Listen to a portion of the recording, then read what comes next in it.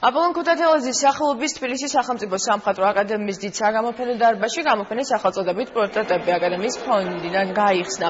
ექსპოზიციაზე მე-20 საუკუნიდან დღემდე ქართველი მხატვრების მიერ შესრულებული უნიკალური ნამუშევრებია წარმოდგენილი. გამოფენილია გიგო გაბაშვილის, ლონგოს, მოსე თოიძის, აპოლონ ქუთათელაძის, ლევ ბაიახჩევის, რადიშ თორდიეს, გივი თოიძის, ოლეგ ტიმჩენკოს, დიმიტრი ერისთავისა და სხვა ძველი და ახალი თაობის მხატვრების პორტრეტული ნამუშევრებები. სამხატვრო აკადემიის ფონდში დაცული კოლექციიდან შერჩეული პორტრეტები ფართო საზოგადოების წინაშე პირველად გამოიფინება და შევა კატალოგში, რომელსაც აკადემია გამოსცემს. ექსპოზიცია 2 კვირა გაგრძელდება. არის პორტრეტული ჟანრის გამოფენა, რომელიც ჩვენს ფონდებში ინახებოდა, როგორც მოგეხსენებათ, აკადემია 1922 წლიდან არის დაარსებული და ჩვენ გვინდოდა რომ წარმოგვედგინა სწორედ ის უნიკალური ნამუშევრები, რომელიც აქ არის შექმნილი სამხატვრო აკადემიაში. პირველად მოეწყო ასეთი გამოფენა, დაწყებული გიგო გაბაშვილიდან და მოსე თოიძიდან.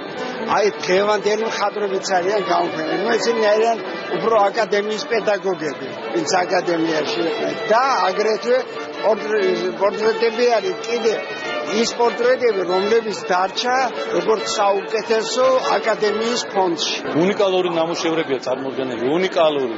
ისეთ დიდოსტატეს პორტრეტისას ხედავ, ისეთი განძი გვაქვს კიდევ ერთხელ ამას, რომ ადამიანი შეავლებს თვალს და ბევრი მე თვითონ აღმოვაჩინე პირველად.